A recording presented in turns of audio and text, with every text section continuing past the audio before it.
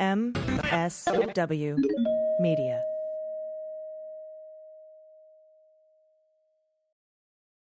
Hey, it's Kimberly, host of the Start Me Up podcast. If you like your politics with some loose talk and salty language, you're going to love my show. I interview the coolest people like Mary Trump, Kathy Griffin, and DNC Chair Jamie Harrison. The Start Me Up podcast has an easygoing, casual style and a strong emphasis on left-leaning politics. We also have frank discussions about sex and more than a few spirited rants. Just visit patreon.com/startmeup or wherever you get your podcasts and start listening today.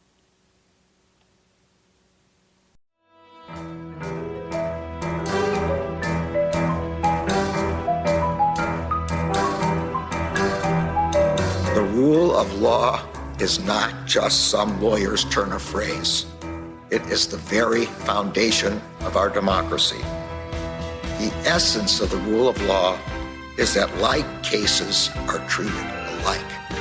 That there not be one rule for Democrats and another for Republicans, one rule for the powerful, another for the powerless, one rule for the rich and another for the poor, or different rules depending upon one's race or ethnicity.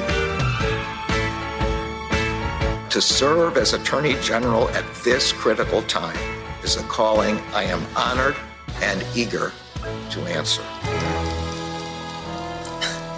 So now it's clean up on aisle 45 time. And for a long while yet, it is going to be clean up on aisle 45.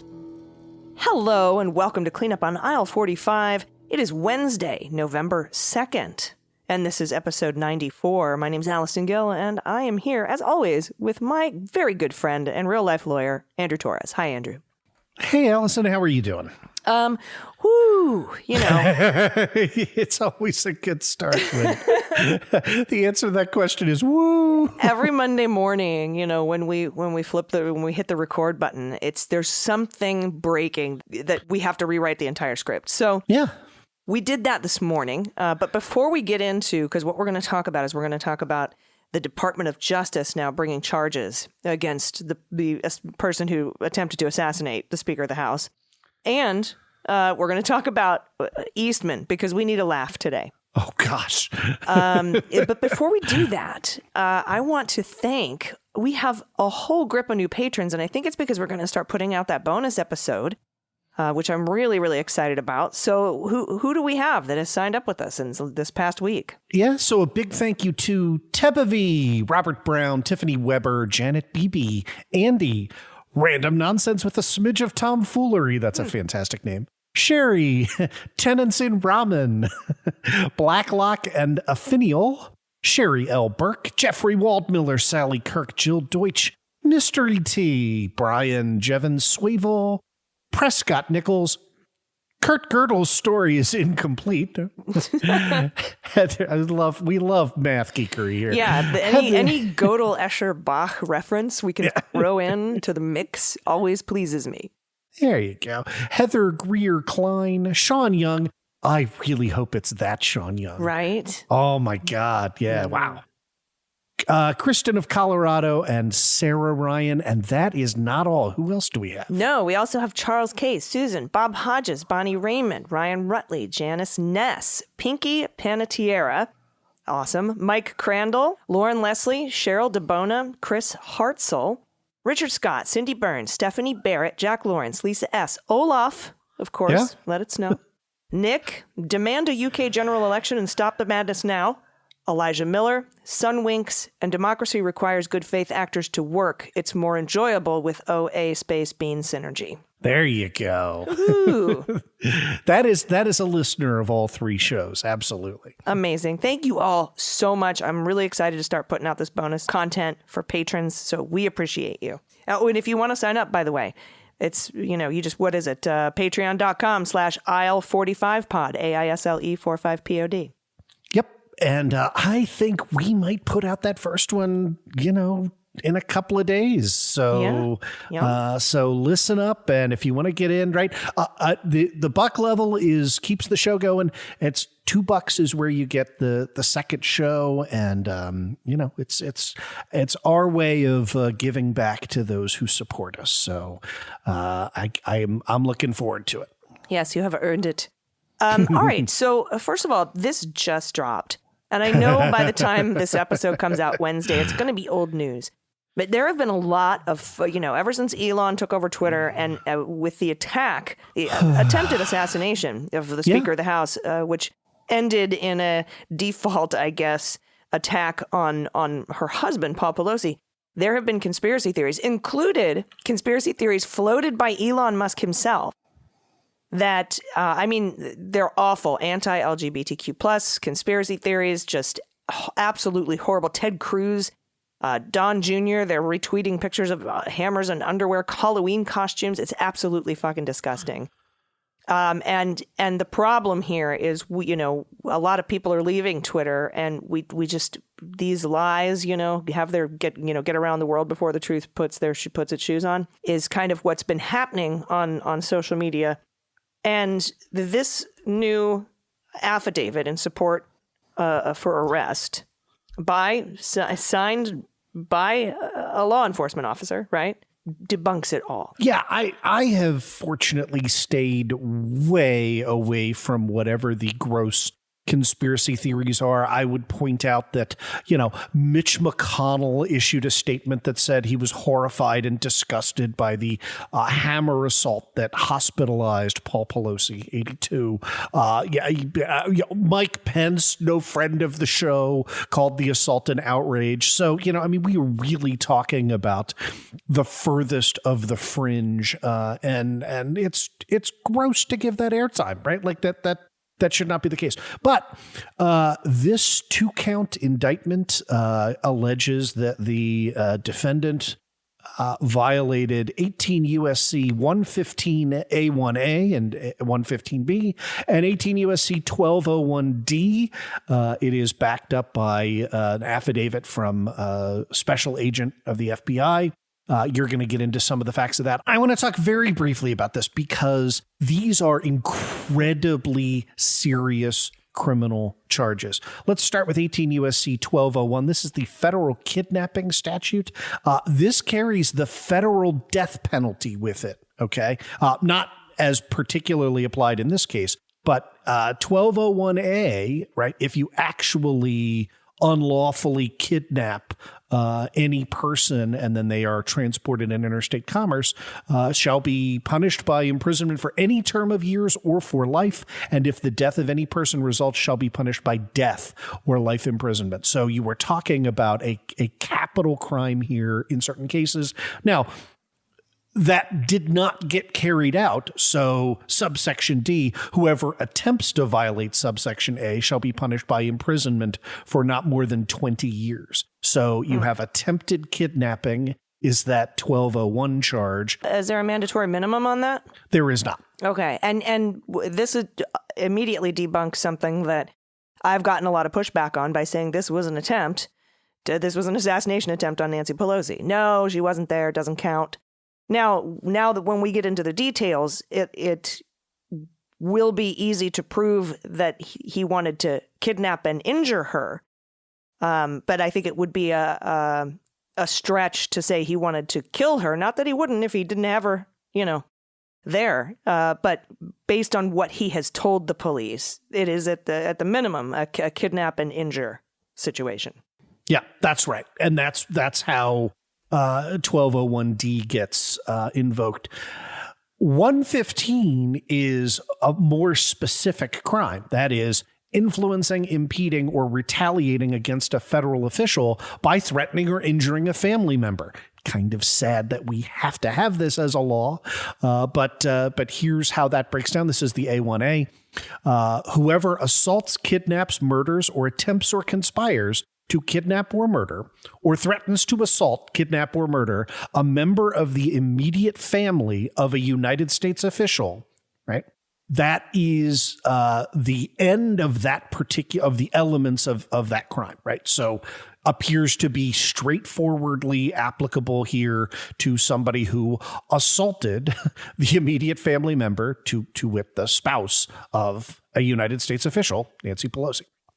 And then subsection B says the punishment for an assault in violation of this section is, and it escalates, right? So a fine, right, If the assault consists of a simple assault, a term of imprisonment for not more than 1 year, right? That is, as we know, a simple assault is just aggressively, that's not even a battery, right? Like you can make someone afraid of you, and that will invoke the 1 year.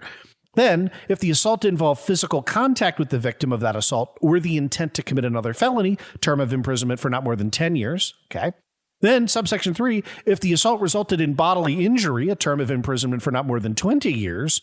Or, and finally, you get to the maximum modifier, which clearly applies here. If the assault resulted in serious bodily injury, right? And then, as that term is defined in section 1365, trust me, hammer to the skull counts as serious bodily injury. Or a dangerous weapon was used during and in relation to the offense. And by the way, hammer counts as a dangerous weapon, well established in criminal case law. A term of imprisonment for not more than 30 years. Wow. So, yeah. So they aren't going with attempted murder here. I think that's the local cops are doing that, right? Yeah, because there is no federal murder statute, right? Remember that you can't have kind of catch-all criminal offenses that are criminalized at the federal level. There has to be some connection to a power of Congress, right? So the kidnapping is in connection with interstate commerce, right? And the retaliating against a federal official is in connection with it, being in connection with a federal official. So that's how you get around sort of the general jurisdictional problems. There is nothing to stop local police and local law enforcement from investigating on various state law grounds and from trying this defendant. I'm not going to name him right now, but separately. And that could happen, right? That there are no double jeopardy considerations, even with it arising out of the same common nucleus of operative facts, because two different sovereigns charging you with two different sets of offenses with two different levels of proof, right? So, yeah. So very serious immediate action by the DOJ. And again, not that, sometimes we commend Attorney General Merrick Garland. This is one of those, if there had not been serious action immediately, what the hell's going on here? But, it's another notch in the, Merrick Garland is not a sleeper agent for the Federalist Society or whatever those, weirdos want to say. So let's go over what this testimony, I guess, is, but from this FBI agent for probable cause, facts supporting probable cause about what happened at the residence that night. Is it right to call it testimony, declaration, sworn declaration, affidavit? Yeah, a sworn declaration under penalty of perjury is testimony. So you're absolutely correct to use that phrasing and to give it that level of significance. Yeah. Okay, cool. So here's this debunks pretty much everything that you may have been hearing from assholes on the internet. At 2:23 in the morning, San Francisco dispatch got a 911 call from Paul Pelosi, located at the residence. Pelosi stated words to the effect of, "There's a male in the home, and the male is going to wait for my wife." Pelosi further conveyed he does not know who the male is. That was something that was going around, that they were like lovers or something. Pelosi said he did not know who the male was and said his name was David. And a lot of people said, how did he know his name? Well, it says here in the affidavit, the male told him his name was David. Right. And then 2:31, that's 8 minutes later, the SFPD officer Colby Williams responded. And when the door was opened, Pelosi and the assailant were both holding a hammer with one hand, and the bad guy had his other hand holding on to Pelosi's forearm. And I'm not using his name for a host of reasons, but most of all because I don't want to make him famous. Yeah. Pelosi greeted the officers. The officers asked them what was going on. And then the assailant responded, everything was good. And then the officers asked Pelosi. We're all good here, right? And then officers asked them to drop the hammer. And then the assailant pulled the hammer from Pelosi's hand, swung the hammer, striking Pelosi in the head. Then officers went in and tackled him. And while they were restraining him, Pelosi appeared to be unconscious on the ground. Officers removed a cell phone, cash, clipper cards, and an unidentified card from the assailant's right shorts pocket. There's another debunk. He wasn't in his underwear. He was wearing clothes. The assailant provided officers his first and last name. After officers asked if he had ID, he said it might be in his backpack on the back porch, and later stated his backpack was near the broken glass. Okay, so he did break into the, Yeah, to the home. I am so glad I didn't see any of these conspiracy theories, because every time you emphasize one of these facts, I'm like, the allegation was that he let him in. I don't even know. So These are shared by Elon Musk, the owner of Twitter. yeah, great. When officers removed him from Pelosi's residence, police body-worn camera footage showed a glass door that appeared to be laminated glass broken near the door handle. The San Francisco Police Department recovered zip ties in the Pelosi bedroom and in the hallway near the front door. In addition, law enforcement searched the bad guy's backpack, and they found, among other things, a roll of tape, white rope, one hammer, one pair of rubber and cloth gloves, and a journal. Now, this is what, when we talk about intent, this is what the assailant told the police in an interview witness. And this is Officer Colby Wilms from the San Francisco Police Department. Witness 1, who I saw an individual wearing all black, again, clothed, carrying a large black bag on his back, walking near the Pelosi residence where Witness 1 was parked. So this is from a witness that saw the guy. Witness 1 was working private security. So there's security at this neighborhood, because a lot of the conspiracy theorists would say, where was the security? He was there watching. Witness 1 then heard what sounded like a banging on either a door or a car, and then heard sirens within a minute or two. And then Paul Pelosi was interviewed by an officer in the ambulance and stated he had never before seen this guy. He was asleep when he came into his bedroom and stated he wanted to talk to Nancy. When Paul told him Nancy was not there, he said he would sit and wait. He said, she's not going to be home for several days. And he reiterated, I will wait. Pelosi was able to get into the bathroom, which was when he was able to call 911. And Pelosi stated that when the officers arrived, that was when the assailant struck him with the hammer. In subsequent interview with law enforcement the next day, Paul Pelosi stated that the assailant had a hammer with him during the events described above at the Pelosi residence. That was the threat. That's what the threatening part was. And further, the hammer did not belong to the Pelosi family. I can't imagine the Pelosi's owning a hammer for some reason, but that's just me. Now, here's what the bad guy told the fucking cops. I mean, this is a situation where the person we're describing as the assailant has given a recorded confession of what he intended to do. I mean, this is just the level of gaslighting to say, oh, this didn't happen. Yeah, so he told the cops he was going to hold Nancy hostage and talk to her. And if Nancy were to say the truth, quote unquote, he'd let her go. But if she lied, he was going to, quote, break her kneecaps. And he was certain that Nancy would not have told the truth. So he was saying he was going to break her kneecaps. During the course of the interview, he articulated he viewed Nancy as the leader of the pack of lies told by the Democratic Party. That debunks anything about this not being political. He also later explained that by breaking Nancy's kneecaps, she would then have to be wheeled into Congress, which would show other members of Congress there were consequences to actions. It's almost as if, spending half a decade radicalizing your followers results in them being radical and violent. Yeah. And he also explained that he wanted to use Nancy to lure another individual to him. Doesn't say who that individual is. Right. He also stated that he broke into the house through a glass door, which was difficult, he said, because it required the use of a hammer. He stated that Pelosi was in bed and appeared surprised by his presence. He told Pelosi to wake up. He told him that he was looking for Nancy. This is what he is telling the cops. I told him I was looking for Nancy. And Pelosi said she wasn't there. And Pelosi asked how they could resolve the situation. And what do you want me to do? And he said he wanted to tie him up so that he could go to sleep because he was tired from having to carry that backpack around the Pelosi residence. Now, around that time, according to the bad guy here, he started taking out zip ties from his pockets so that he could restrain Pelosi. Pelosi moved toward another part of the house, but the bad guy stopped him, and together they went back into the bedroom. While talking with each other, Pelosi went into the bathroom where he grabbed a phone to call 911. And then the bad guy told the police he stated he felt like Pelosi's actions compelled him to respond. And he remembered thinking there was no way the police were going to forget about the phone call. So he explained that he did not leave after the call to 911 because much like the American founding fathers with the British, he was fighting against tyranny without the option of surrender. Yeah. And I the only thing I want to add to this is Paul Pelosi is 82 years old.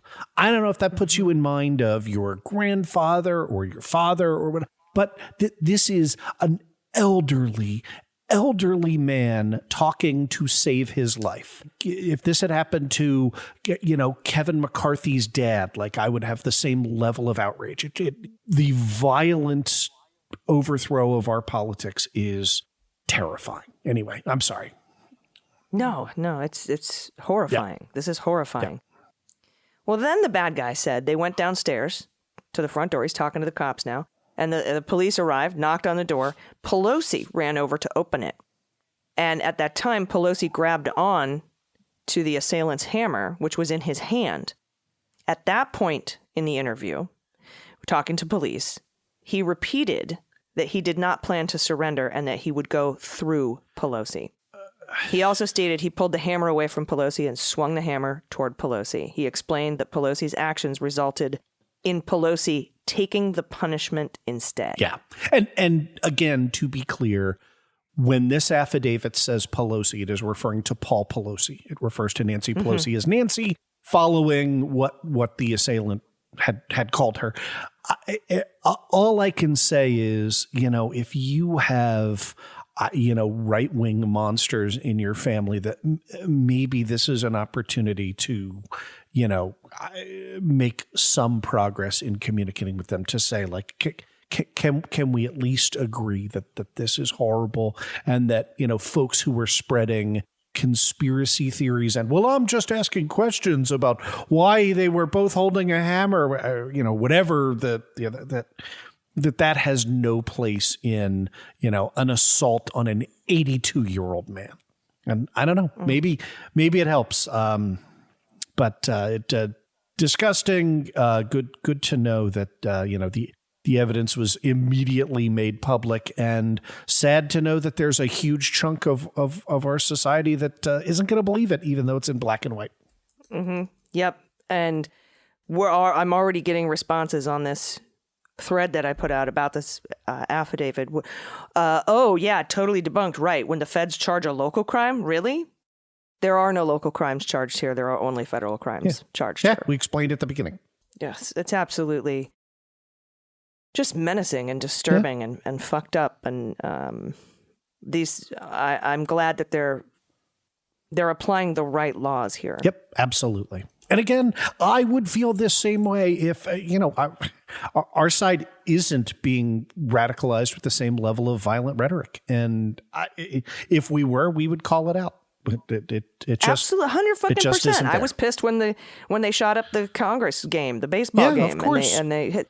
I was pissed when somebody was outside stalking Kavanaugh's house. I wasn't mad that he didn't get to enjoy a nice creme brulee and there were people yelling at him. I don't give a fuck about that. But immediately the Democratic Congress put in some rules to protect Supreme Court justices, like the liberals did that. Because that's what we do. Yep. We don't like people to beat people up. Yep. That's exactly right. The fucking way that it goes. All right. So now that we have that horrifying palate cleanser time.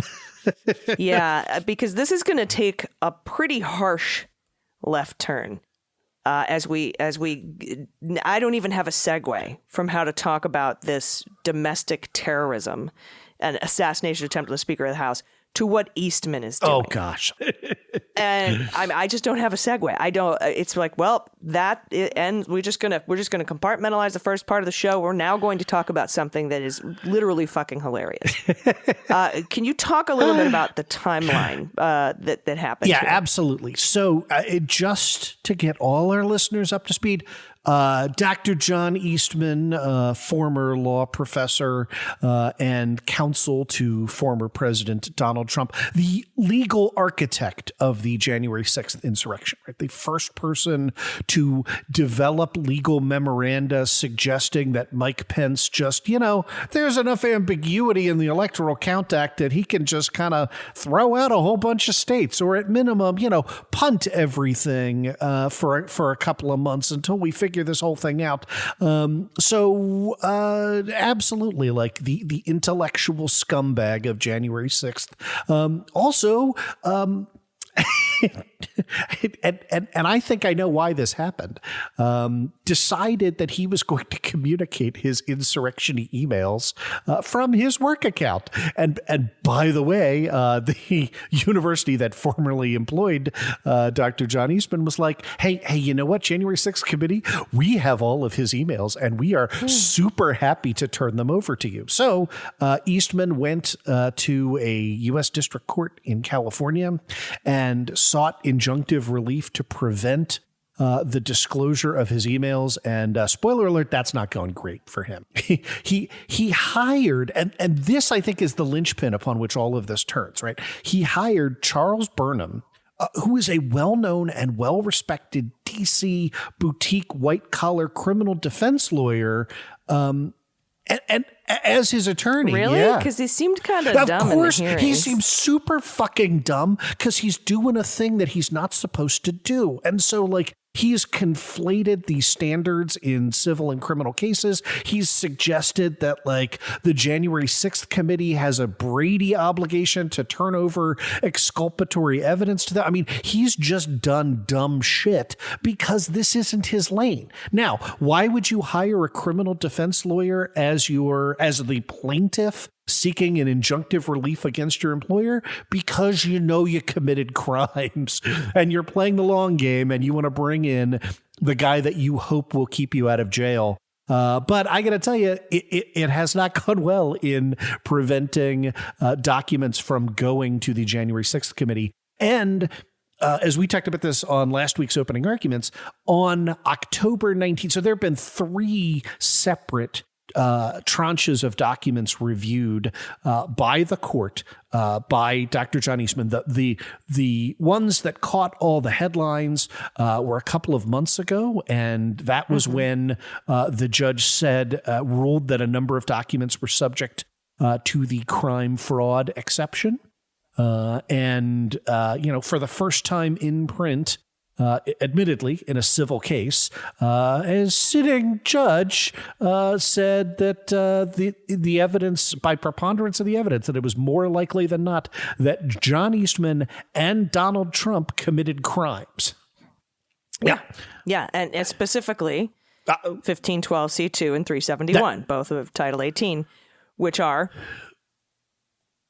conspiracy to defraud the United States and obstructing an official proceeding. Yeah. Oh, sorry. I didn't realize. I was like, throw it back to you. No, all right, I'll take it. No, sorry. If I don't say something immediately, it's not because I'm thinking. Oh, yeah, no. Just kidding. Sometimes it totally is. Like, why did I come into this room? What was it again that I was in here for? No, you have a mind like a steel trap, Allison. Oh, geez. Really? No, I don't know. I don't know. So that was really significant. And basically what happened is the January 6th committee prioritized different segments, right? So the first set of documents were those sent about a week before and up through the day of and the day after the January 6th insurrection.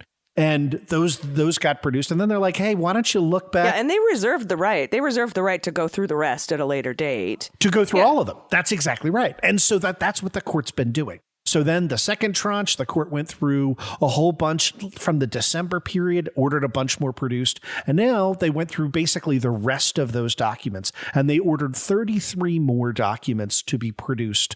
And this is really, really critical.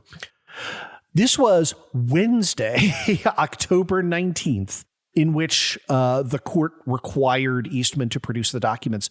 33 documents, and the court gave him 9 days to produce 33 documents. Now, I have been required to produce 33 documents in an afternoon, right? Like, that's the kind of thing where you could say, hey, no later than tomorrow. And he doesn't even have to search for them. He knows where they are. No, they've got them right there, right? And so the court is doing that to give Eastman sufficient time to lodge an immediate request with the Ninth Circuit to stay the effect of that ruling and or file an interlocutory appeal on the merits, right? Now, that appeal's going nowhere, but nevertheless, that's the thought process. So October 19th on a Wednesday, fortunate for me because opening arguments records on Thursday and usually these things come out too late, said, hey, by next Friday, produce those documents unstated, or tee up the relief.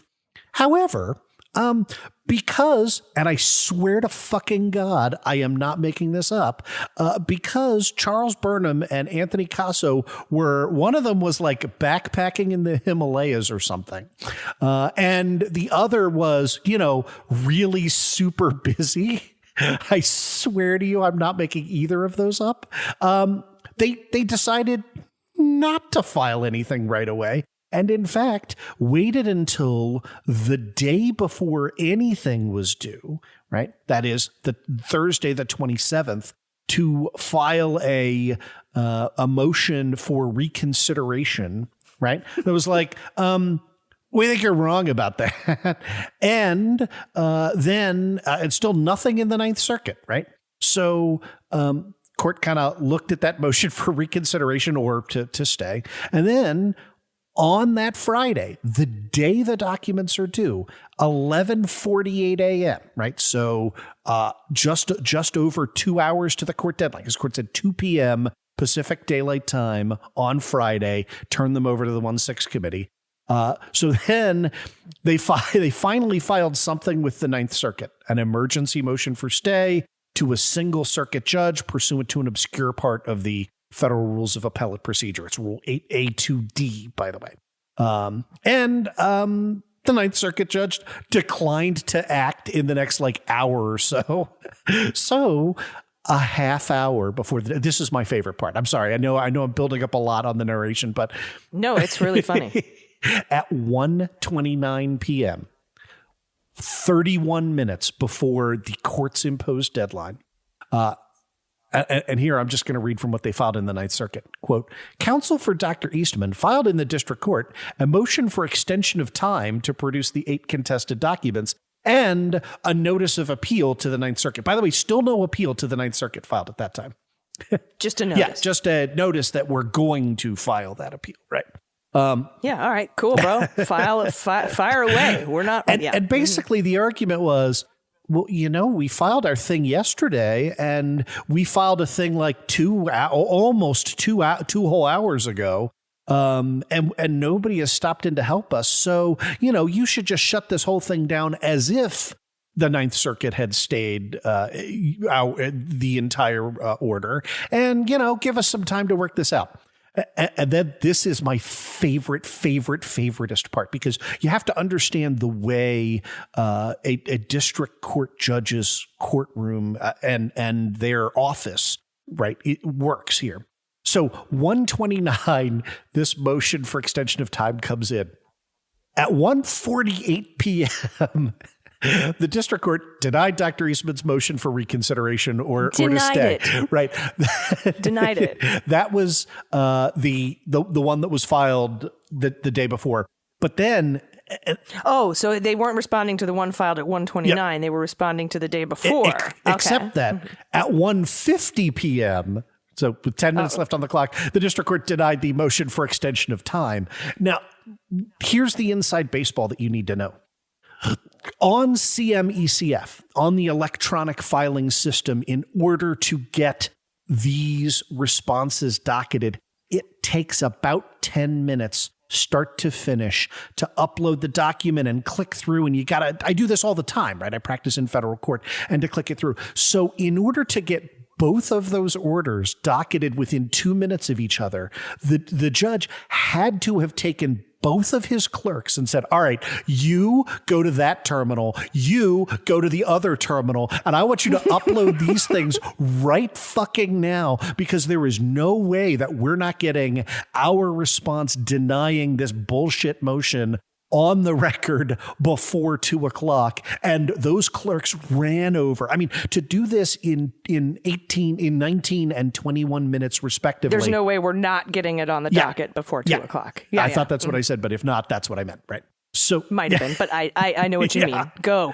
Run. You take A, you take B. Both of you at the same time sit down. We're not waiting. We're not doing this seriatim. And by the way, that is assuming instantaneous transmission of that motion for extension of time from the clerks to the judge. So what I envision, again, as somebody who was clerked, although not, for a federal district court judge, that one of the clerks got the little beep that said, hey, something's been filed, looked at it, printed it off, took it into the judge's chambers, and he was like, in 30 seconds, was like, oh, hell no.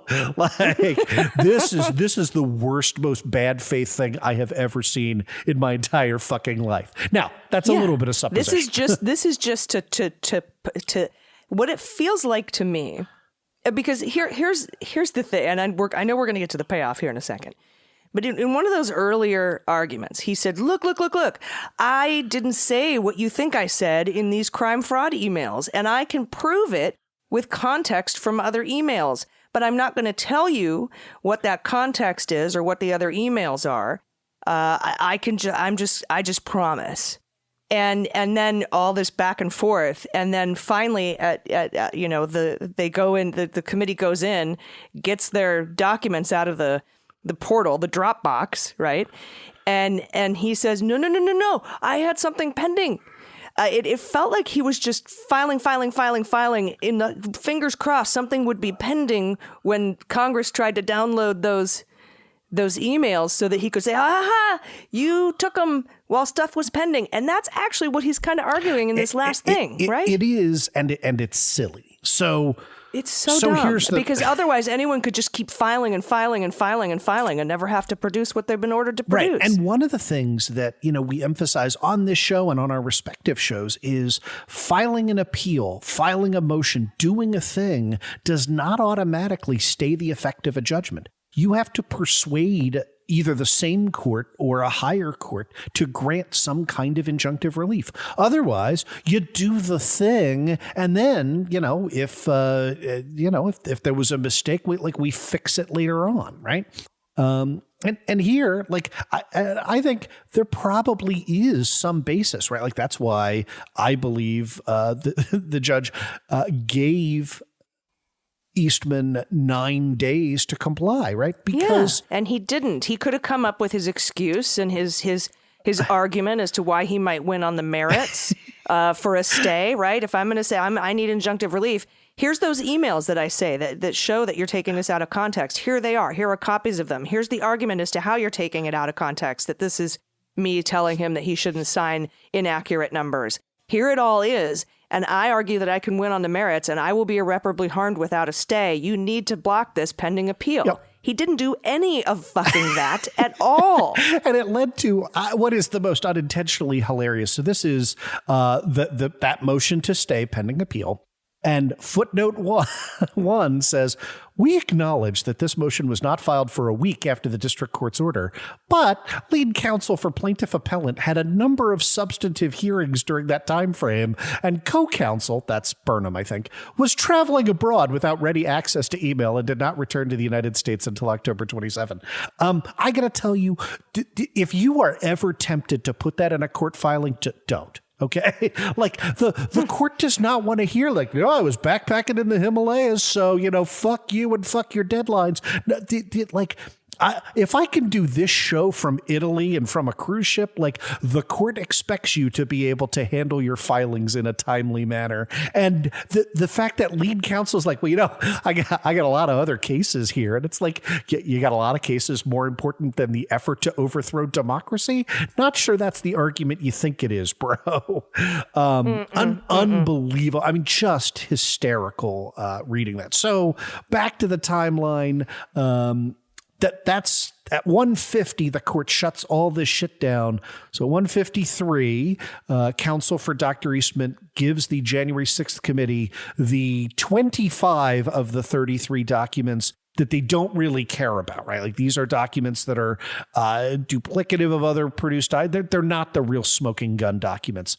But as we talked about on OA, there are 8 more documents that were the subject of the prior order that were invalidated because of the crime fraud exception, as in planning and executing the plot to disregard electors, right? That were ordered produced by the court that they really, really don't want to produce. And so they wait until the end. And then I love that this false on its face sentence is... I'm going to read this word for word from Eastman's supplemental filing to the Ninth Circuit. Quote, in order to comply fully with the district court's production order, counsel for Dr. Eastman provided to the Select Committee at 2:04 p.m. Pacific Daylight Time a link to a Dropbox folder containing the remaining 8 documents that were the subject of the motion to stay that was at the time and is still pending before the Ninth Circuit. End of quote. Now, that does not fully comply with the district court's production order, I realize, only by 4 minutes. But it's still lying to the Ninth Circuit, right? You could say, in order to comply substantively and given the last minute, we provided 4 minutes late, which we think, causes no substantive harm. And you'd be right. Like, I would not want to litigate, that you've harmed me because I got something 4 minutes late. However, in transmitting it, counsel for Dr. Eastman requested that the documents not be accessed until the Ninth Circuit had had a chance to rule on the motion for stay pending appeal. And Doug Letter, general counsel for the January 6th committee, wrote back, I would have just loved to have been able to have written this email. He says, Mr. Burnham, I'm hereby formally alerting you that when you provided the relevant documents from Professor Eastman earlier this evening in this case, the Select Committee downloaded and examined all of those documents. The Select Committee did so because the district court had ordered that these documents be disclosed by 5 p.m. Eastern Time today, and the district court had summarily denied your request for reconsideration or a stay, which had not been filed by you until the very eve of the disclosure deadline. There was thus no court order prohibiting the Select Committee from examining the documents that the district court ordered your client to produce. Any controversy regarding these particular documents is thus now moot. So we read them, and there's not a damn thing you can do about it. Yeah, oops, we didn't wrongfully read them. Yeah, absolutely not. Again, what Eastman essentially wanted was, well, let's pretend that the Ninth Circuit had granted my motion to stay. Well, if the Ninth Circuit had granted your motion to stay, then there would be no problem. So, and let me point out that Eastman's motion to stay did not show up on the docket. We can see the timestamp until 6:08 p.m. Eastern Time. So in other words, as of 5 p.m., there was not even a motion for stay pending in the Ninth Circuit that was visible to the January 6th committee. So even under the most favorable conditions, the January 6th committee and its counsel are 100% in the clear. They had every right to do. Now you're left with kind of a weird situation, right? Because you have this pending motion. Oh, by the way, fully briefed by Eastman, the DOJ response is due Tuesday, right? That would be yesterday as you're hearing this. And any reply due Wednesday. So you got a fair idea of how the Ninth Circuit probably thinks this is going to go. Like, why don't we get 1 day of briefing from each of the parties?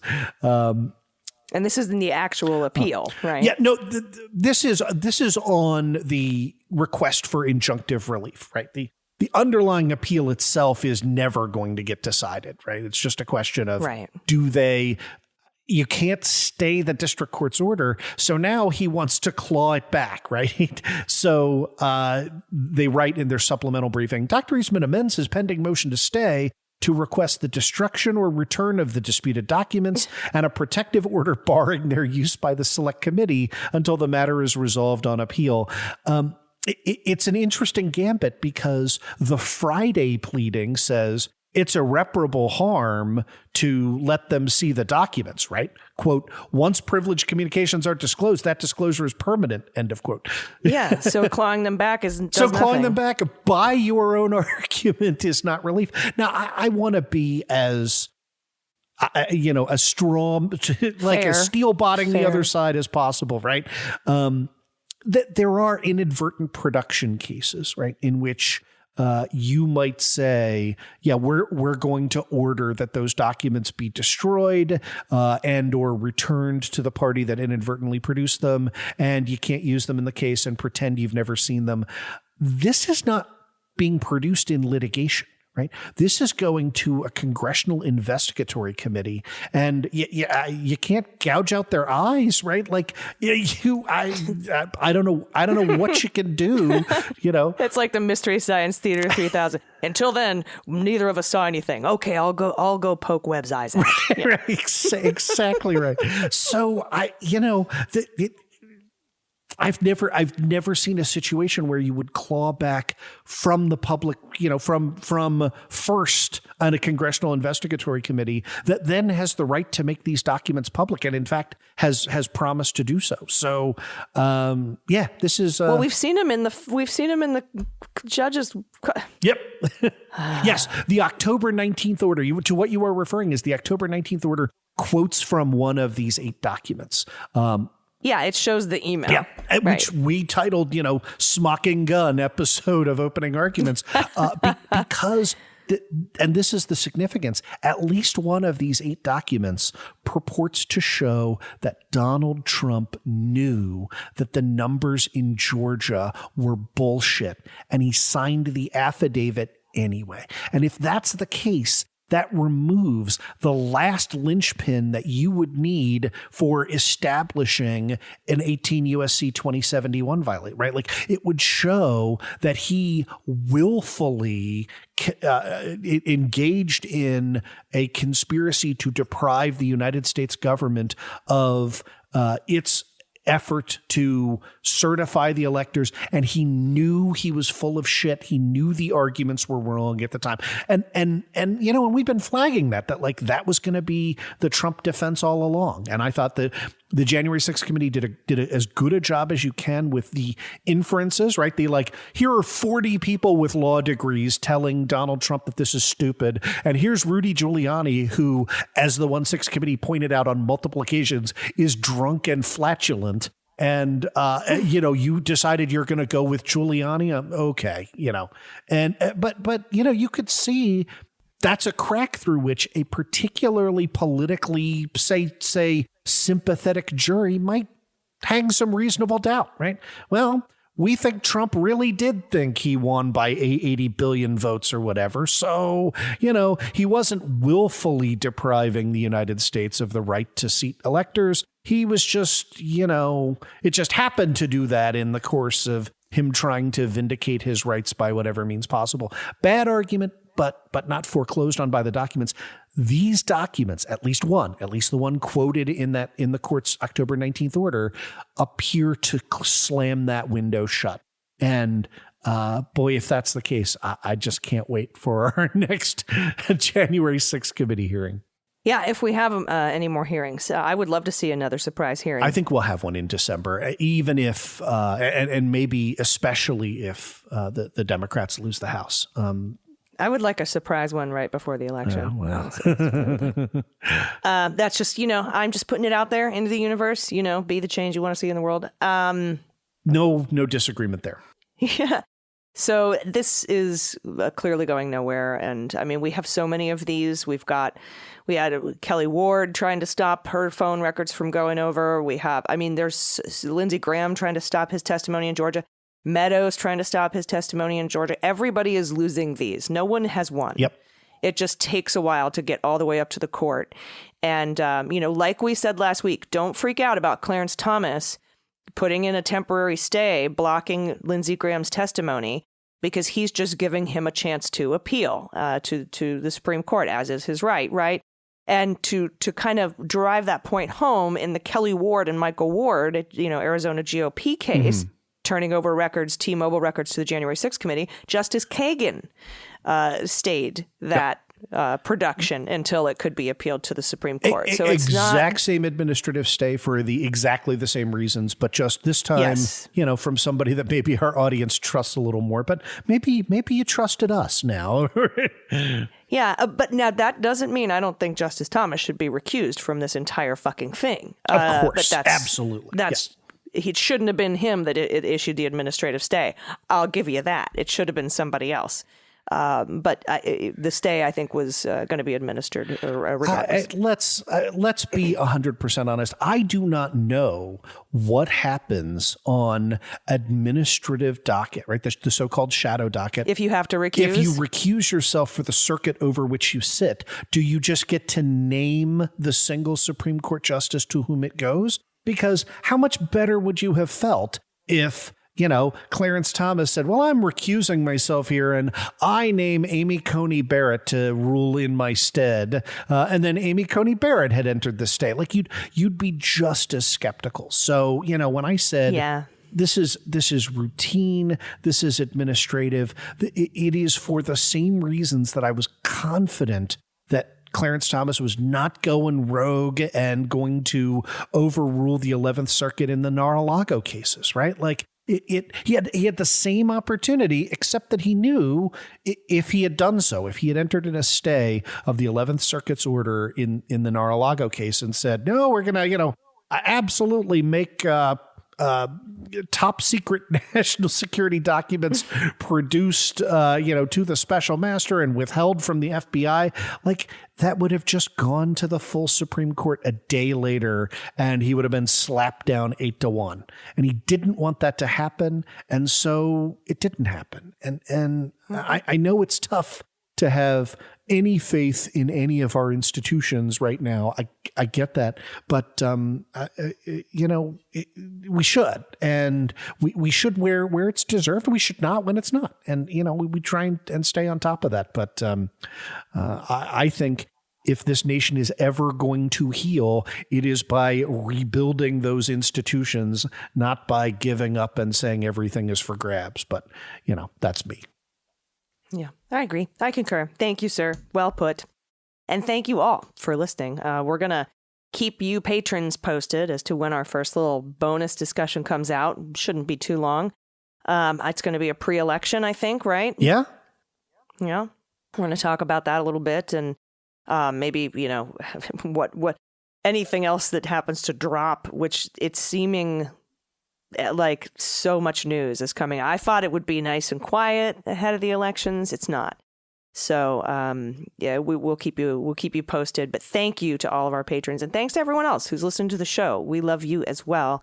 And I don't have any final thoughts if you don't, Andrew. I think we've covered the gamut emotionally and procedurally. At the end of the day, bad guys are getting what's coming to them. And I'm glad we could end with being able to poke fun at just. And by the way, like there is no doubt in my mind that John Eastman is downloading and listening to this podcast, right? He has responded to people with who are eggs on Twitter, right? This is somebody who has news alerts set up for his own name. So you want to sue us, come right ahead, because I'm going to win that anti-slap motion and your losing streak will continue, you horrible little monster. Excellent. I think we should call the episode John Eastman Should Listen to This Podcast. There we go. Mm-hmm. Yeah, we'll just put it right in his fucking face. You're welcome, sir. You're welcome. All right, I've been Allison Gill. I'm Andrew Torrez. And this has been Cleanup on Aisle 45. We'll see you next week.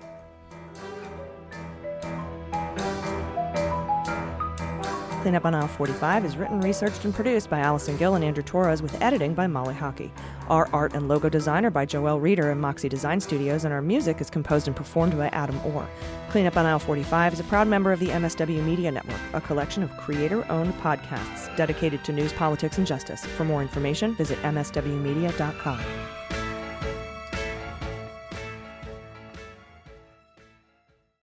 Hi, I'm Harry Littman, host of Talking Feds, a roundtable that brings together prominent figures from government law and journalism for a dynamic discussion of the most important topics of the day. Each Monday, I'm joined by a slate of Feds favorites and new voices to break down the headlines and give the insider's view of what's going on in Washington and beyond. Plus sidebars explaining important legal concepts read by your favorite celebrities. Find Talking Feds wherever you get your podcasts.